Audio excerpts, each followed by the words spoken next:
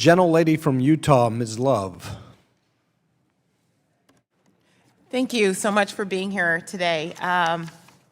Just have a couple of questions. Dr. Michael, you state in your testimony that we should hold the Fed accountable for maintaining a stable inflation rate, where the target rate is conditional on the rate of productivity growth, so that inflation rises above its long-run rate only when there is productivity setbacks and falls below its long-run rate only when there is exceptional productivity gains. Would you expand on that for me?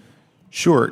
Think of something like stable inflation under the Fed's current interpretation of that means you should have constant inflation all the time at 2%. Mm-hmm. That's the idea. And of course, we don't really get 2% over the long term. We get more like 4%. But leaving that aside, think of something like a supply shock that we had, say, in the 70s with an oil embargo. Well, what happens is you have less oil, right? So everybody's hurting and prices go up. Right. So and you see inflation across the board. Right. Well, it makes absolutely no sense to try to stick to an inflation target by taking more money out of the economy and therefore killing the people who don't have the fuel they need, right? Right. But that's what this constant low, quote unquote, low positive inflation does in that environment. So you cannot let the Fed interpret price stability the way that they have, otherwise you get into that problem. And it's the same side, and it's the same on the other side when you have productivity and prices should be declining.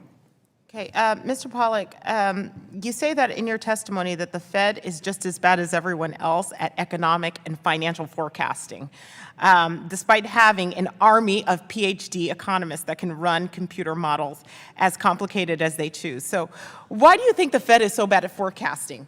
And I want to get back to that because you have a brilliant quote in your testimony that I want to get back to. But why do you think the Fed is so bad at forecasting? Thank you very much for liking my quote, Congressman. It's bad at forecasting because forecasting is about the financial and economic future, which is fundamentally uncertain. It's not like a physicist calculating the path of a planet using Newton's laws.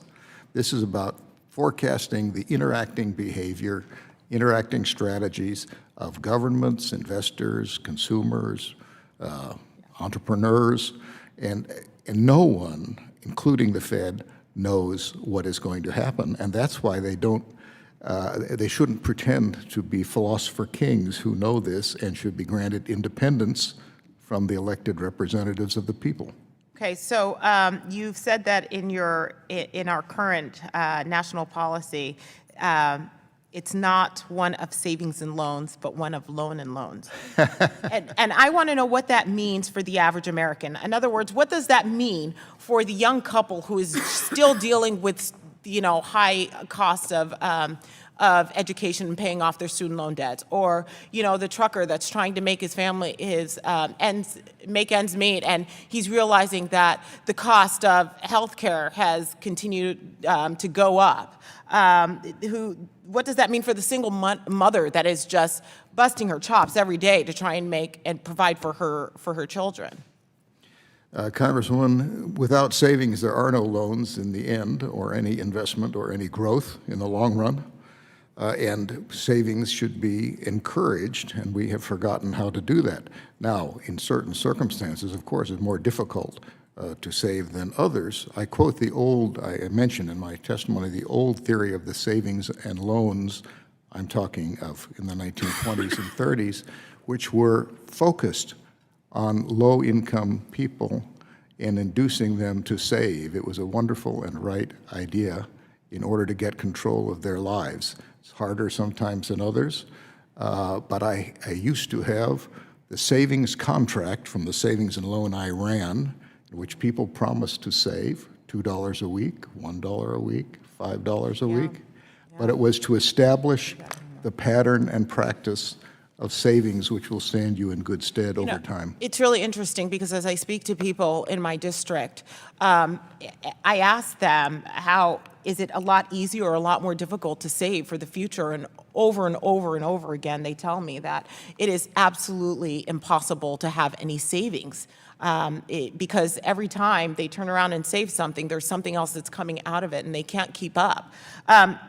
I know my time has expired, but I just want to say this. You said that the notion of philosopher kings is distinctly contradictory to the genius of the American constitutional design.